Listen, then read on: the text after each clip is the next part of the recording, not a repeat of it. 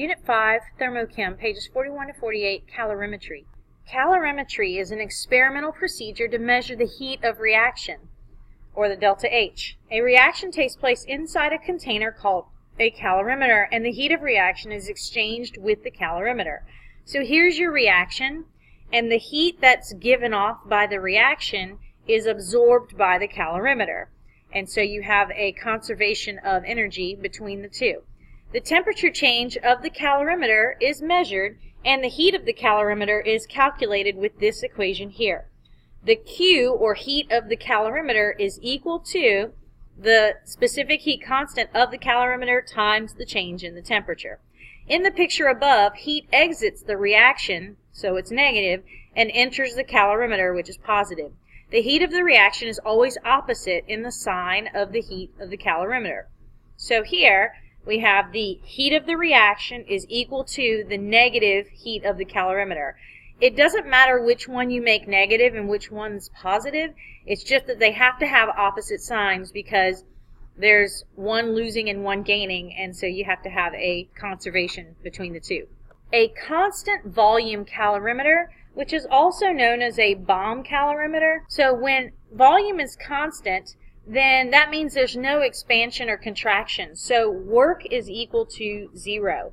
At constant volume, work equals 0, which means that your delta E of reaction, which normally equals Q plus W, is now going to be equal to just the Q of the reaction since there's no work being done, which brings us to delta E of reaction is going to be equal to the Q of the reaction when you have a constant volume calorimeter.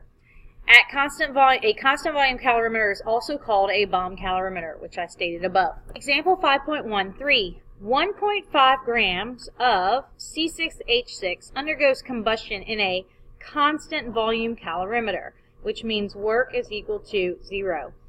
The temperature rise of the calorimeter is 2.7 degrees Celsius. So delta T is already told for you is equal to 2.7 degrees.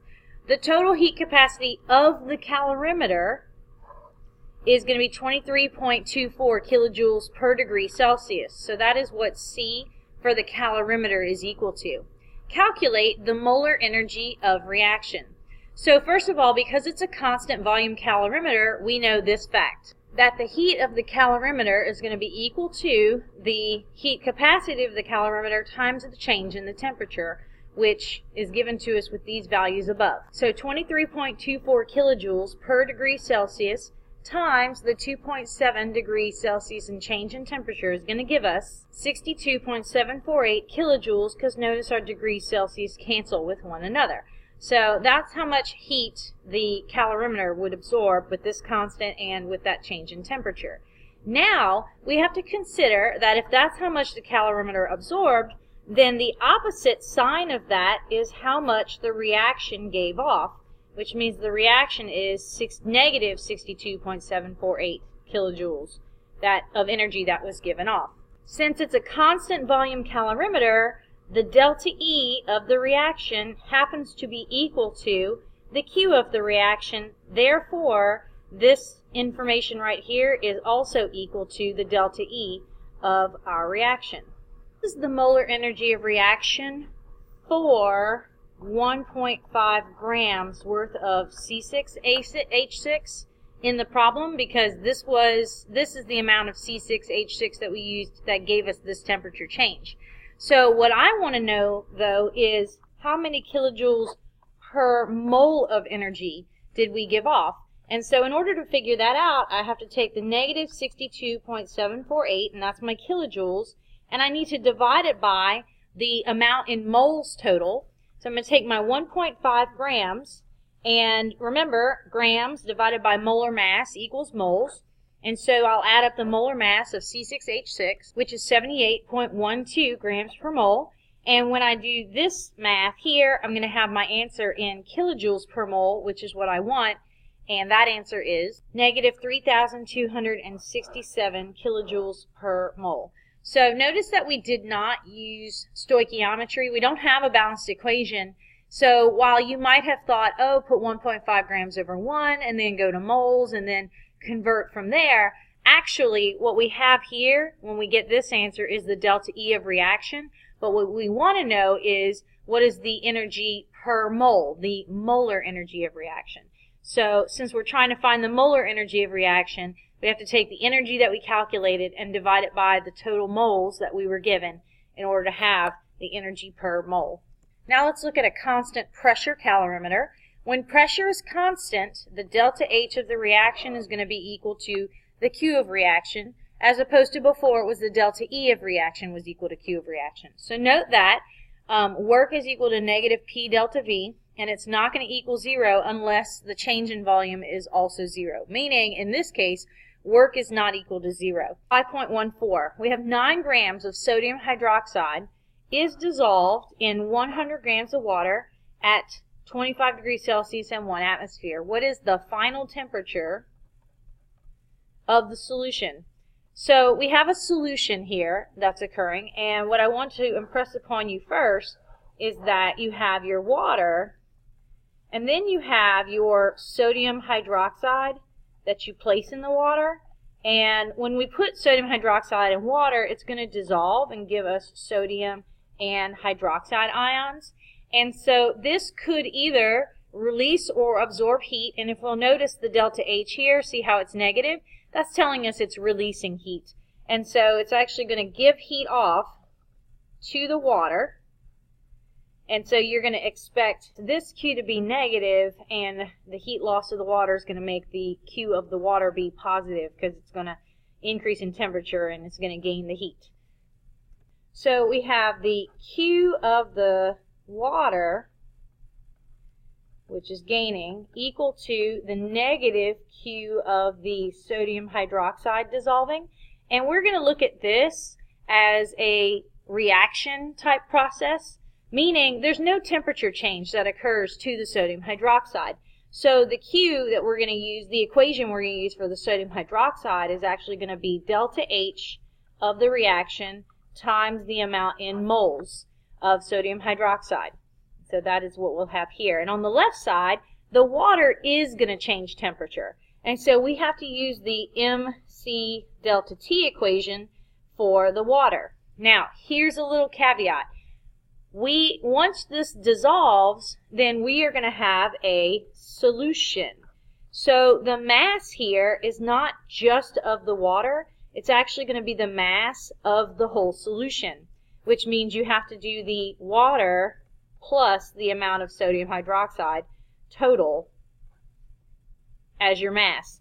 The C, specific heat, is going to just be for water, and the change in temperature is going to be for the water. So really, right here, this is the only change that we have to kind of make. It's not just the mass of water, it's going to be the mass of the entire solution, which is the water plus the solute that we're dissolving. So let's go ahead and plug in our values. So the mass of the solution is going to be the 9.00 grams of sodium hydroxide plus the 100 grams worth of water times the specific heat of water. If you haven't memorized it by now, it will be given to you, but is 4.184 joules per gram degrees Celsius. And then our change in temperature that occurs is, we don't know the final temperature minus, but we do know that the initial temperature of the water was 25 degrees Celsius, equals the delta H is given to us here, and that's going to be, now we have to have negative of this side. I forgot to bring down my negative from there, so watch out, because this is the positive side and this is the negative side. So we're going to have the negative of the negative 45.7, and this is something you got to watch out for. This is in a unit of kilojoules right here. But on the left side over here, we're in a unit of joules. So we're going to have to convert this from kilojoules to joules by multiplying it times 1,000. And then we want to multiply this times the moles of the sodium hydroxide, which we have up here 9 grams of sodium hydroxide. And you want to divide by the molar mass, which is 40 grams per mole. All right, so here's my equation, and I need to solve for TF. So I'm going to do a little bit of simplification here. We're going to have 109 times 4.184, and then I have to take those and distribute them here. And then over here, notice that my negatives turn into positives, and I'm going to do 45.7 times 1,000 times 9 divided by 40, which gives me this.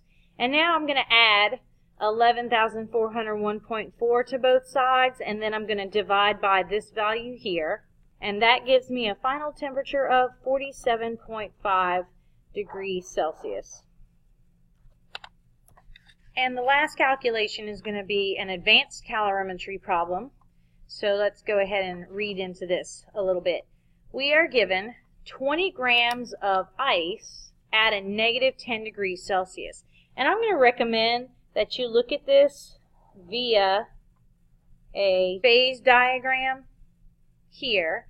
So notice that we have negative 10 degrees, so that's going to be about there, because this right here is 0 degrees, and this up here is 100 degrees. So negative 10 degrees Celsius here. And we're going to get that ice, and it's being put in some water, X grams of water, at 25 degrees Celsius and 1 atmosphere. How much water must be used so that the ice melts and the final temperature of the mixture is 0 degrees? In other words, the ice is going to warm and then it's going to melt, and all the energy to accomplish this comes from the water. The water gives up energy and cools to 0 degrees, so we're going to use this data here in order to figure this out. So I'm just going to cover that for a moment and recognize that the ice, first of all, is going to go from negative 10 degrees up to 0, and then we need it to completely melt, which is going to bring it to this point right here on the graph.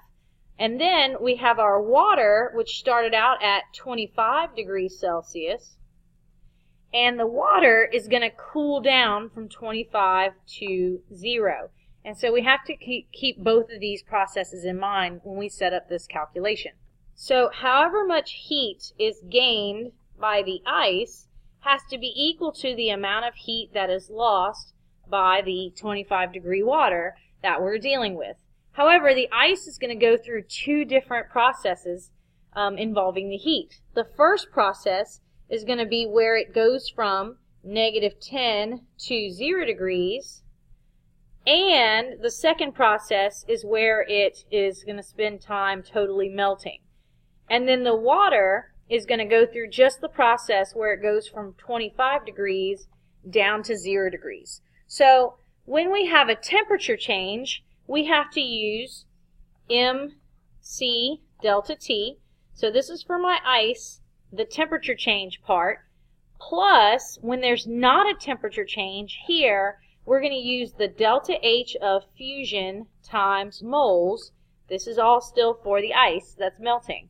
So I have to combine these two, and the heat it takes to accomplish this and this combined is equal to the negative. And then notice the water is going to change in temperature, so that means I want to use MC delta T for the water over here. So this is essentially my equation. So I'm going to plug in some values given to me in the problem. We have 20.0 grams of ice times, we are given the specific heat of ice here, which is 2.092 joules per gram degree Celsius. And that's times the temperature change. And notice that we're going to go final temperature is 0 minus initial temperature was negative 10. We're going to add this to the delta H of fusion, which is given here. And notice that was given to us in joules. If it were in kilojoules, you'd have to convert it to joules. 6,008 joules per mole times the amount of ice in moles, which is going to be 20 grams divided by 18.02, which is the molar mass of water. And then we're going to set up the other side of our equation, which is equal to the negative mass of the water, which is what we don't know, times the specific heat of water, which is given to us in the table here, 4.184 joules per gram degree Celsius, times, and then we need the change in temperature, which is going to be a final temperature of 0 minus an initial temperature of 25, and that's degrees Celsius as well. So I now have my equation set up, and now we can go through some simplifying. I'll start by multiplying 20 times 2.092 times, this becomes a positive 10. And then I'm going to add that to 6,008 times 20 divided by 18. And this all gives us 7,093.96. Now I'm going to simplify the right side of my equation by taking this negative 4.184 times negative 25 times x, which gives me 104.6x, and that's for the right side. And now I'll just solve for x by dividing, and this will get me a final answer of 67.8 grams of water. And so what we found out, that we need exactly this many grams of water in order to take 20 grams of ice and bring it all the way to completely melting, as well as the water ending up at a temperature of 0, or both of them ending up at a total temperature of 0 when it's finished. Here is your note card for this section. You want to take, if you have a calorimeter, then notice that the heat of a reaction is going to be released into the calorimeter, or the reverse could happen, but one of them gets the negative and one of them gets the positive. The heat absorbed by a calorimeter is going to be C times delta T. And when you have a constant volume or Balm calorimeter, then that means basically that the delta E is equal to the Q of the reaction, or the delta E is equal to the negative Q of the calorimeter, since these two have to be equal to one another. If you have a constant pressure calorimeter, then the delta H is equal to the Q of reaction, and these signs must be opposite of one another. Dissolving, so like Q water, the heat of the water that's gained by the water is equal to the negative Q of the salt that you're dissolving. Remember that when you set up this equation, the water is going to change temperature. So you're going to use M times C times delta T, and you want to make sure that you use the C for the water. You want to use the mass of the whole solution, and that's going to be the salt and water combined, and then your change in temperature is going to be of the solution. It's going to equal the negative moles of the salt times the delta H of the reaction that's been provided for you.